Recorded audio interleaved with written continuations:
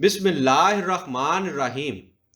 شروع اللہ کے پاک ببرکت نام سے جو دلوں کے حال بخوبی جانتا ہے۔ تمام دیکھتی آنکھوں اور سنتے کانوں کو میرا دل سے سلام، السلام علیکم۔ ناظرین گرامی، کسی ملک کا بادشاہ خود کو شطرنج کا بہت بڑا ماہر سمجھتا تھا۔ اسے اپنے اوپر فخر تھا کہ کوئی بھی اسے شطرنج کے کھیل میں ہرا نہیں سکتا۔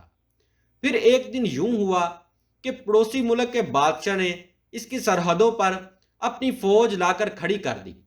پڑوسی ملک بہت طاقتور تھا اور اس کی فوج بھی بہت زیادہ تھی۔ لڑائی شروع ہونے سے پہلے دوسرے ملک کے بادشاہ نے اپنے ایلچی کے ہاتھ اس بادشاہ کو پیغام بھیجا، اگر وہ شطرنج کے کھیل میں اسے شکست دینے میں کامیاب ہو گیا تو وہ اپنی فوجیں واپس لے جائے گا اور دوبارہ کبھی حملہ نہیں کرے گا، لیکن اگر وہ ہار گیا پھر اسے اپنی ساری سلطنت پڑوسی بادشاہ کے حوالے کرنا ہوگی۔ خون خرابے سے بچنے کے لیے حملہ آور بادشاہ نے شرط منظور کر لی۔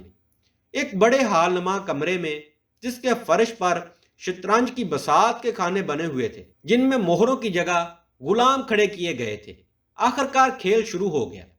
حملہ آور بادشاہ اور اس کے مشیر بھی شطرنج میں زبردست ماہر تھے۔ ان کے مقابلے میں شطرنج میں مہارت کا دعویٰ رکھنے والے بادشاہ سلامت کمزور پڑنے لگے۔ ایک ایک کر کے ان کے غلام یعنی مہرے پٹتے گئے۔ یہ دیکھ کر ان کے ہوش جاتے رہے۔ وہ اپنے وزیروں مشیروں کے مشورے مانگنے لگے، لیکن پوری سلطنت میں سب سے زیادہ شطرنج تو بادشاہ سلامت ہی جانتے تھے۔ دوسروں کے مشوروں پر عمل کرنے کا نتیجہ یہ نکلا کہ بازی اور بھی زیادہ ہاتھ سے نکلنے لگی۔ بادشاہ کا گمنڈ ٹوٹ گیا۔ اسی موقع پر ایک وزیر نے آ کر بادشاہ کے کان میں کہا، حضور، باہر ایک فقیر کھڑا ہے، کہتا ہے کہ وہ آپ کی شکست کو فتح میں بدل سکتا ہے، اسے یہاں آنے کی اجازت دی جائے۔ بادشاہ نے اجازت دے دی۔ کچھ ہی دیر بعد میلے کچالے کپڑوں والا ایک فقیر بادشاہ کے سامنے تھا۔ اس نے بادشاہ سے وعدہ لیا کہ وہ صرف وہی چال چلے گا جس سے چلنے کا مشورہ فقیر دے گا، یعنی وہ شطرنج کے کھیل سے امنن دستبردار ہو جائے۔ اور پھر دیکھتے ہی دیکھتے پانسا پلٹ گیا۔ فقیر نے ایسی ایسی چالیں بتائیں کہ بادشاہ کو شطرنج میں مہارت کا اپنا دعویٰ غلط معلوم ہونے لگا۔